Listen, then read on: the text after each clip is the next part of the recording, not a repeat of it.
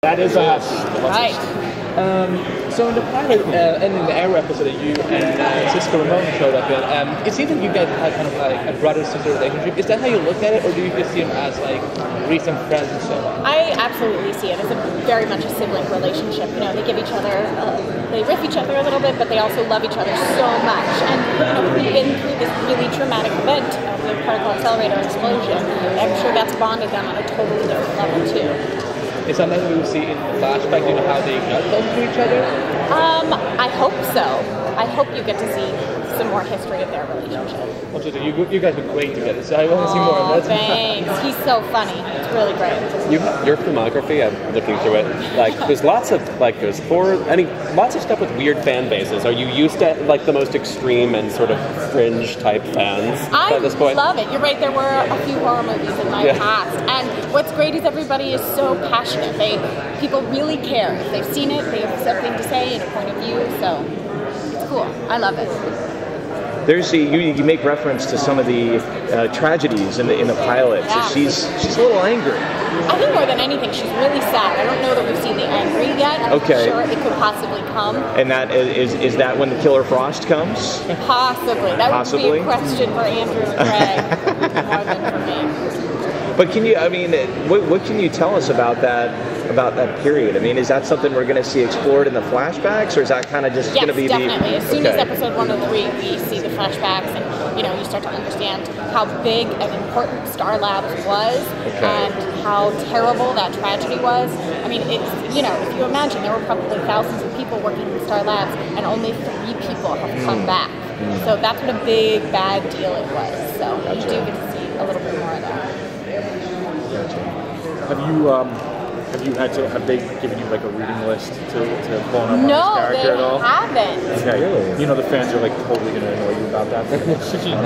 Yeah, I think that's great. Again, I love that people care. It's actually really cool. I see, like, there was since they recently cast Robbie Amell playing Firestorm, there's been some really cool graphics with Killer Frost and Firestorm. I love it. Like, bring on the information. Did you know anything about Flash before? I have a little 11-year-old godson who loves all things comic book superhero, and I didn't know a lot about the Flash, but he told me like from the get-go. He was like, well, this is who he is, and he does this, and this is blah, all over it. Something we see in the pilot between you and Barry is that he knows that you are a bit cold and so on, not cold, but you're a bit emotional. Wounded, so. guarded. Do you think Barry is perhaps going to be the one that perhaps helps you, share up a little bit? In episode 103, you see some really beautiful moments between Barry and Caitlin, and she's grieving this very recent loss of her fiance, and he lost his mom 14 years ago, so they start to bond over that, and Caitlin feels safe opening up to him. Is the fiance going to be like a significant character in the future episodes, or that's done with? Robbie Amell will be back. I know that much. Somebody else in what capacity? They keep some secrets from us. I think they're afraid we actors have big mouths and we'll spill stuff we're not supposed to. How much have they given you? So, I mean, just in terms of scripts, how much have they given you so far? Like up to the first? We just started episode 103, and we just got episode 104 this week. Okay. So it's actually nice as an actor because then we can focus on the project at hand, the story at hand. Not think too far ahead. Yeah, but I'm such a sucker. As soon as the first script comes in, I'm like sitting on my iPhone, like trying to squint and read it. I'm like, I can't wait. Do they ask you to like brush up on certain things? Say your character's going to be doing this, and they haven't asked me. They do have a medical advisor on set, just because I, Danielle Panabaker, did not go to med school, so sometimes these words are a little challenging for me. But more than that, they haven't necessarily asked me to do anything else. Is there any special training you're doing as far as like they having you doing any physical things? I mean, like not for my character, not yet. Hopefully someday. The pilot's going out really well. Is there a moment or scene that you really love particularly? I mean, there's not anything specific. I love all the stuff in the labs. Like I love Star Labs.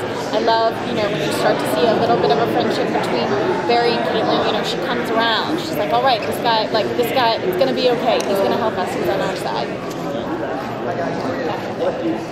What are those Star Lab sets like? Gorgeous. Oh my gosh, they're insane. They're so beautiful. And, you know, to contrast them to Arrow. Arrow is really dark glare.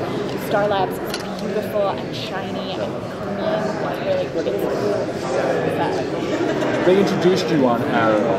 Is there any talk of, you know, I know there's going to be lots of crossover, any talk of sending you back over there at some point? I believe so, yeah. I know Felicity comes to us in 104, and then episode 8 on both shows, I think. Oh, everybody's going back. Okay, cool.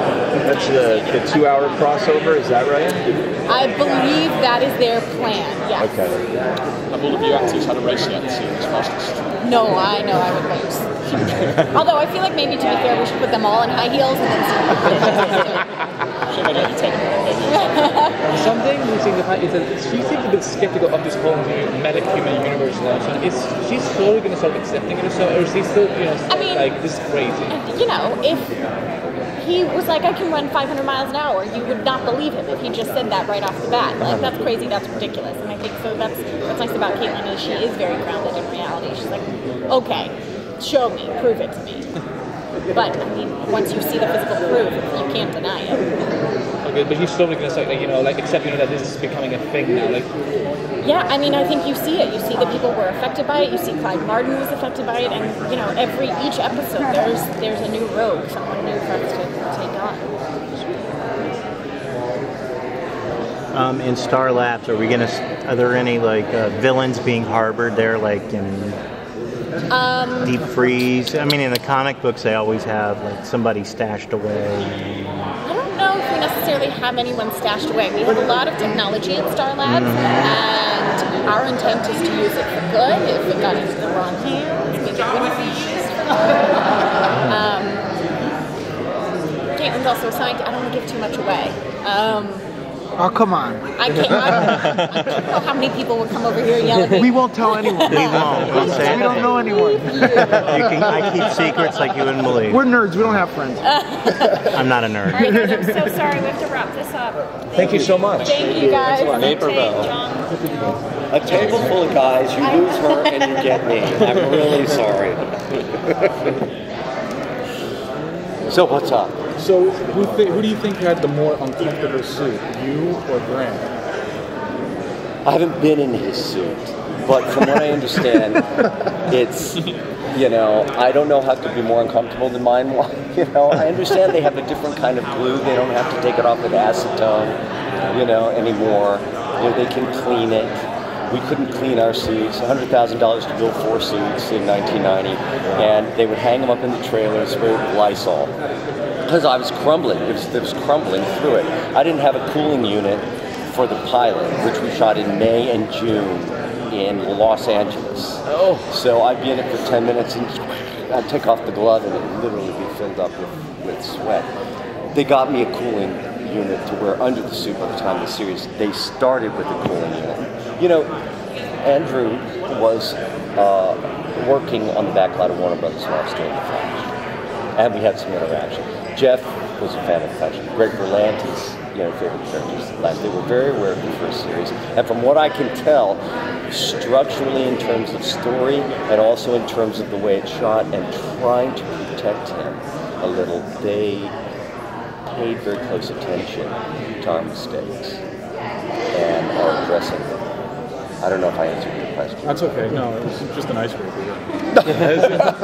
It was a good question. It's a good answer. Do you wish, you know, as I remember it, and we talked about this before, that there were more rogues when you were the Flash and back in the 90s? You didn't get to fight too many rogues.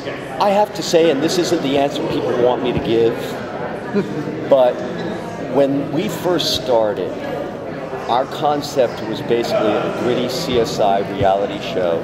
The only superhuman element would be, because I was nervous, let's face it, in 1990 when April Webster, multi-Emmy award-winning casting director, talked to me about coming in and auditioning for it.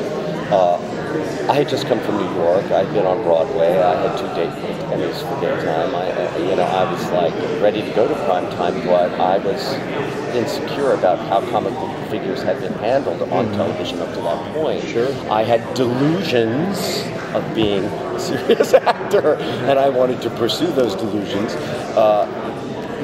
But April said, just read it. Do you think I'd be attached to this project if it were, okay, we're going to hold a net off camera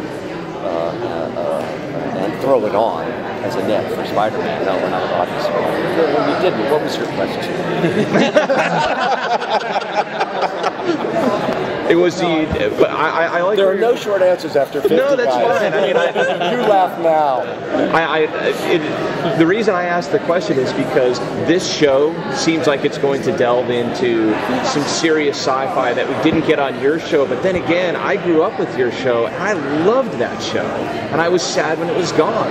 And I thought it did a really good job of, balancing what you said was gritty CSI. And bringing me some of the superheroes I liked. And then around the same time was Lois and Clark. And I had some actual hope that we would get some decent comic book TV shows. And then it just kind of went away. So I'm glad that it's back. But I just wonder, now that you see how it's being done here, do you wish they would have done it a little bit like that back when you were the Flash? No. No, I think what they're doing now is incredibly smart. I think it addresses modern sensibilities. I'm glad it's a young cast. Okay. It gives it a whole different, everybody's 10 years younger. It gives it a whole different energy. It's sort of like the origins of the story. I love what they're all dealing with in their young lives. I don't mean to assert that it's any lighter in quality than ours was, but ours was edgier in a different way. We had to do practical effects. We couldn't do as much in CGI. Well, that frees them up to tell more story. So that's awesome. And my God, look at the characters that they have. Right. I mean, all these characters that are coming on. But I was always a fan of keeping it dark, keeping it real. And our show did lighten up, much to the delight of the fans. Many of them feel like we were just hitting our stride by the spring. I'm one of those guys. Danny Bilson's promise to me at the beginning was, you will not be saving a kid from a burning building on page 6. Well, by episode 3 or 4, I was saving a kid from a burning. Okay, it was page 11, but still. And the second thing he said was, if we have our way, PTAs across the country will be calling up and complaining every week, because we want it hard-edged. And that was the way I thought it would ground me as an actor and keep me from being a mascot. You know what I mean? Yeah. So we walked a fine line. You start off with one concept, and then you have the people. There's 30 sets of fingerprints on a script by the time the actor gets it. But as a whole, I'm very proud of it now. It's very hard to watch something right after you've done it. Yeah. But now I can watch and go, okay. I'm proud of what we did. Oh, that looks cinematic. Wow, they lit all the way. They lit up the whole back lot for that. Look at the depth. Look at the film quality. I mean, I'm very proud of it. Good. And I'm very excited about what they're doing, taking it to the next level. I'm glad they didn't try to recreate the suit. I'm glad it looks different. I'm glad Grant is different. I'm glad there's more comedy. And the thing that is going to save too much lightness is, the scene in the prison, he just blew me away. I mean, the kid's got chops. Yeah. The guy's got chops. Alright guys, I'm so sorry we interrupt this. No, he wasn't. He wasn't. No, you're Henry. Oh, my Henry. No, I'm in the first 3 episodes and then sprinkled throughout the season liberally, from what I understand. Thank you very much. Thanks, guys. What's up, Jesse? What's up? Jesse, how we doing? Good. How are you? All right. You guys must be like reeling. I mean, there's so much stuff going on here. So how does it feel to be part of the comic genre now? I know this is your typical kind of genre that you do, but how does it feel to be part of it? You can get all the fandom. Well, man, come to a place like this, and like you get all this love before anybody's even seen it on TV. It feels awesome. Like I couldn't imagine like more love. Like it's phenomenal. I mean, obviously I've gotten to play a detective before, so that's nothing new to me. But what is new is I get to shoot stuff. And crazy stuff, And have a superhero around you. Yeah, exactly. It's awesome, dude. I mean, I feel like the little kids around with my Central City badge and like my language. But yeah, it's awesome. Absolutely awesome. It does feel like you got a little Law and Order in here. You got a little Law and Order, and you got a little sci-fi too. The funny part about it, like, I did Law and Order for 10 years. Yeah. We do those aftermaths where somebody just died, going under the tape, and we're checking out the body, looking at all the evidence, going to forensics, and then the metahuman part comes in, and I'm like, yeah, that's the difference. Like, that's not like Law and Order. Right. Like, this exactly. dude can control the weather. Like, things are completely different here. Right. It's awesome. Like, I never would have thought that I was going to play a detective again on TV. I actually said to myself, I probably won't do that again. But when I met up with Andrew Kreisberg and Greg Berlanti, they were so excited about this project. I mean, they're going to hate that I described it this way, but it's kind of what it was. It was like two puppies that needed to pee. And I just had to take them seriously. And I was like, well, let me read something. I'm not a comic book dude at all. Like, I'm just not. I didn't grow up that way. Like, I'm not a comic book dude. And when they start talking about the world of Flash and like what the possibilities were, I was like, I'd be kind of stupid not to do this. This is really cool. It's really cool. And then we did it, and we got such great reactions from people, and especially coming here. Like, these kids loved it. They loved it, and they can't wait to see more. They have their own ideas of what it should be and how it should go. I think it's awesome. I think it's really, really awesome. I'm psyched that I got to do it. I'm glad they asked me. This takes place in obviously a much different universe than Law & Order, but do you ever have flashbacks of, oh wait, this scene right now, what I'm doing feels exactly like something I would have done on the set there? It happens almost every day. Oh yeah. It happens almost every single day. And then again, we're doing the Flash, so then something immediately happens where you're like, oh no, that's not like Law & Order at all. Like, we didn't do that. And like, again, I get to shoot shit stuff. Off the record. So sorry. You and Barry have a pretty big blow up about midway through that pilot, and obviously by the end, when things have changed in the relationship. I'm trying not to spoil this for anybody who didn't see it there. How much of that tension is going to remain now that, or is it just ratcheted up to another level now that you know what's up with Barry's personality? We're always going to have an issue. We're always going to have an issue. There's so many reasons we're going to have issues. I mean, he's very tight with my daughter, Iris. So they're always hanging out. And of course, now that he's the Flash, something always happens when he's around. So if he's with my daughter, he could get hurt, she could get hurt, and that's a problem for Joe West. So we're always going to have an issue. I like that. So it makes it interesting. We're always going to have a problem. I'm not his dad, but I'm his dad. Yeah. So as big as he gets, I don't care how fancy he gets, what kind of suit he gets, he's still little Barry as far as I'm concerned, and he needs to sit down somewhere.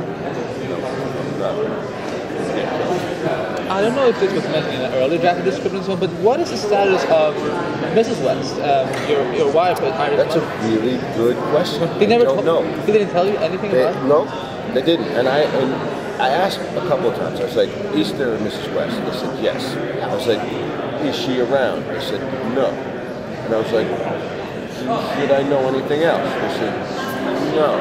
But around, like, is she alive? Is she like, what do you mean? I don't know. And I'll tell you something.